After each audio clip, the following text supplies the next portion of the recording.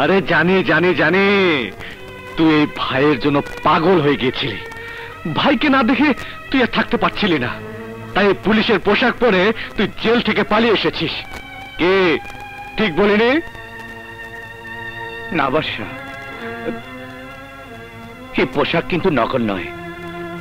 তাহলে মানুষটা নকল।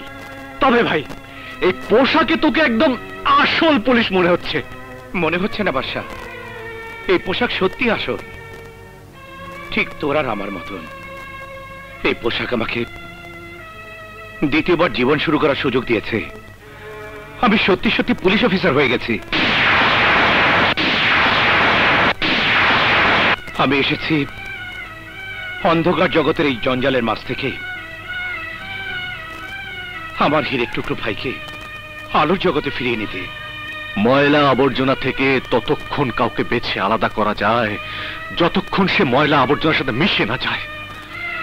কিন্তু তাকে কি করে আলাদা করবি ভাই, যে ময়লা আবর্জনার সাথে মিশে গেছে, হারিয়ে ফেলেছে তার নিজের অস্তিত্ব? পারবি না, পারবি না ওকে আলাদা করতে, কেউ পারবে না, তুইও পারবি না। আমি এই অন্ধকার জগতের সাথে থাকতে থাকতে জগতের সাথে মিশে গেছি, নষ্ট হয়ে গেছি।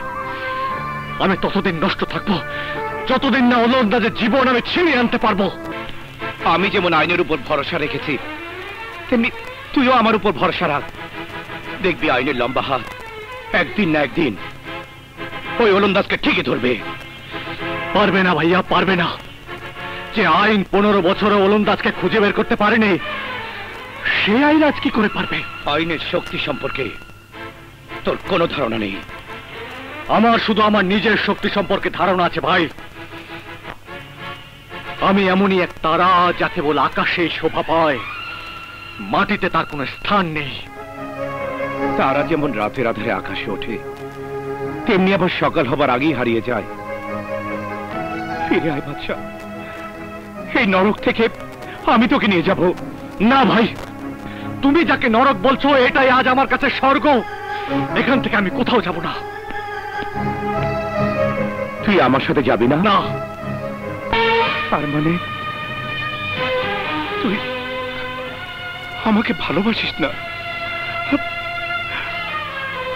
আমার সাথে সম্পর্ক রাখতে চাস না? তুই চলে যা, চলে যা।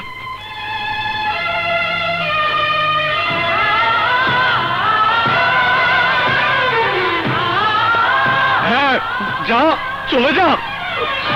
একটা কথা মনে রাখিস, যে আইনের জন্য আজ তুই আমাকে ছেড়ে চলে যাচ্ছিস, আমি দেখবো সে আইন তোকে কি দেয়। হ্যাঁ যা,